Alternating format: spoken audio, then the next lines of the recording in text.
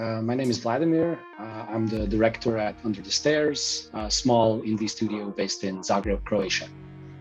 So Vladimir, talk about what this game you're showing at PAX East is. So Eyes in the Dark is our first game. It's a roguelike platformer. It sort of started off as a game jam game, but eventually, like, one thing led to another. We kind of realized we had some really cool concepts here, and here we are 5 years later with an almost complete game that is coming out in July. Now your studio in Croatia? Are you guys kind of all over the place, or? Yeah, so we're based in Zagreb, Croatia, where there's currently 7 of us. We have a couple of contractors on the side as well. We started off as like just 2-3 people, and it was more sort of like a side gig for us in the early beginning.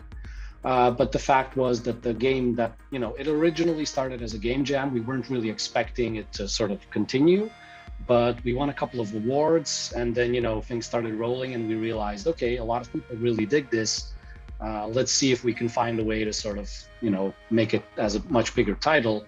And it took us a long time to get there. We were sort of struggling in the beginning, just trying to figure out funding. Croatia, doesn't have a lot of funding opportunities. There's not a lot of chances to sort of get a studio up and running. So it took us quite a long time to get there, but thankfully we managed to eventually find some investors, and along the line we also bumped into Gearbox, who have been incredible, and they've helped us really push this game to the next level. So talk about the gameplay in your game. You're a girl searching through a mansion. You have like some light mechanics and some platforming and some light puzzle solving. And well, you have a lot of different things in this game. Talk about the mechanics. Yeah, sure. So the basic mechanics of the game are you're basically using light to explore a creepy and twisted mansion. The game is a roguelite, obviously, so the mansion is kind of randomly generated in specific ways. And there's a lot of reasons why we do that, but one of the reasons is to give you that sense of exploration that, every run is a little bit different, and you're always kind of exploring and finding new things. The core kind of mechanics behind the combat are that you're using light to defeat enemies, and it's sort of like a melee combat thing, but there are projectiles as well. So we have sort of 3 basic categories of items that Victoria can equip. The flashlight is sort of your close range melee type weapon. The projectiles are more long range based, and there are gadgets which are more sort of augmentations for your basic behavior. So things like, extra jump or slow fall or just, dodge damage and stuff like that. And we think we have a really cool system in place, and we think the kind of the uniqueness of it is that all of these 3 categories can kind of play off each other to create some of these unique synergies and combinations. So that kind of makes each run a little bit more interesting. On the whole, like, higher level overview stuff in terms of like the mansion itself, one thing we do that we feel really sets us apart is we know a lot of players in kind of the roguelike genre are kind of off-put by just the overall grind. When you sort of get to a, let's say you're level 2 or level 5 or whatever it is, and then you keep dying and it feels like a really long grind. We really looked for ways to sort of mitigate that. And one of the things that we're doing here is we kind of decoupled the difficulty curve of the game from the way the levels themselves are structured. You can play them in any order you want. I don't want to go too much into specifics on that stuff, but kind of the goal for us was to basically create something that is a bit more accessible to casual players, people who maybe do not have a ton of time, or just want to have like an experience and see a lot of content in a quick way. Can you talk about the difficulty of making light a weapon in your game, essentially? Like, yeah, I think that was a really challenging thing, just figuring out all the different types of items you could use to make things more interesting. I think what we're doing here is we're giving you sort of a base layer of unique type of weapons, be it like fire or lightning or laser or anything like that, but then we're kind of augmenting it with additional synergies and features that can kind of play off each other.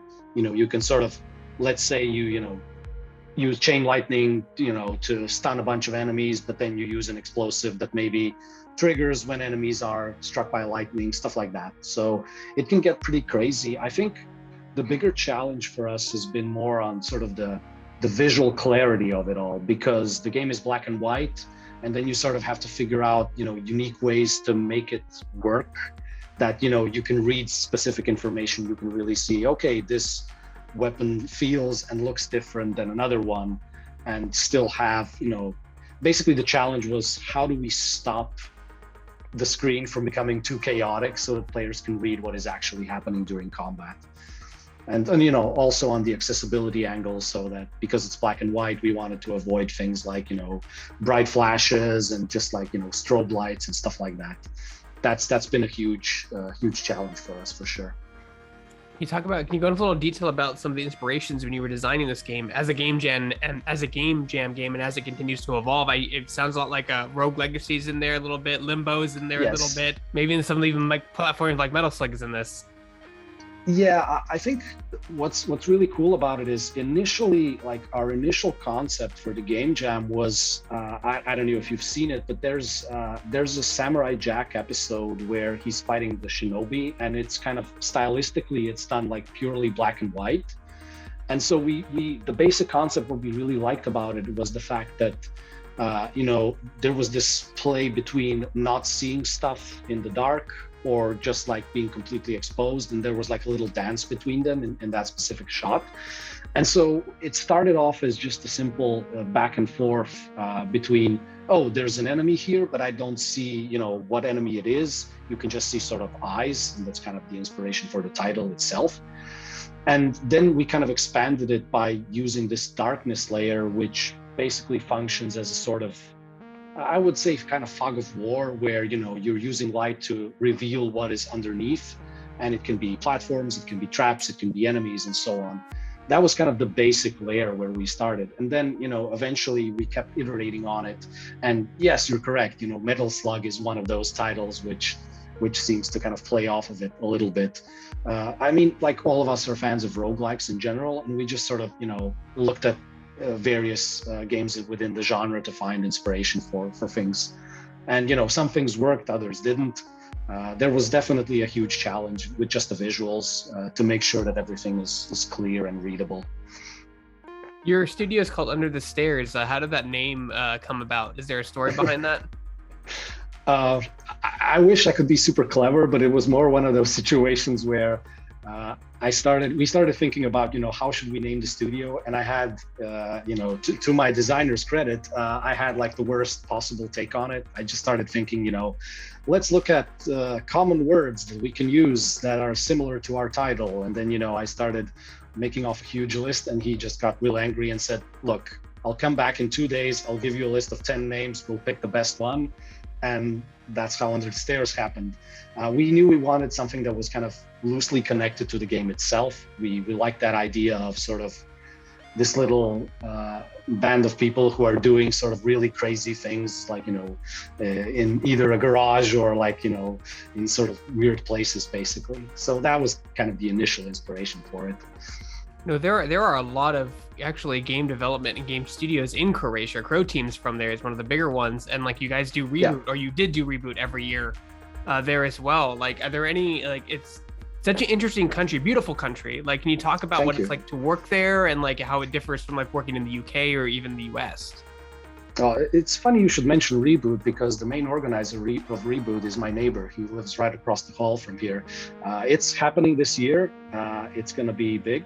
We're really looking forward to it. It's one of the conferences that really helped us kind of promote ourselves and get in touch with a lot of major publishers and eventually Gearbox. I mean, like, we know all the guys at Crow Team. There are quite a lot of studios here, but like, it's still a small, tight-knit community. So, when you break into that scene, you pretty much immediately, familiarize yourself with everyone.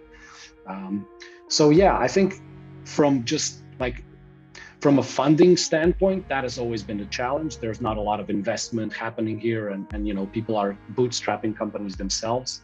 which is sort of what I did in our case. I've been working as a web developer. I have a web development company, and that's been successful. So we basically, we kind of figured, thought about what are the ways that we can sort of move past that, because I was doing a lot of client work, and video games were just like a huge part of growing up for me, that I just, eventually decided to start a company. With the ongoing pandemic, has that affected development for your game at all, or has it been, since you're so good at remote, some people are really good at remote working? That is, to be perfectly honest, that has been a very, very unique challenge for us. It's not just been the pandemic, but basically in the 1st of March of 2020, we moved to a new office, and we rented it out with another company. And so we were like, let's keep going, this is an upgrade and everything. And then the pandemic hit, and then we were like, okay, now what? And the company that was renting the office together with us, sharing rent and everything, they went bankrupt. So we were stuck with a larger office that we, didn't essentially need. But then, it got even worse, because 20 days later, a really huge earthquake hit Zagreb. It was pretty devastating to the city center, which is, pretty old in its construction. And so, it was pretty dangerous. I could share you photos of the earthquake. It was pretty crazy.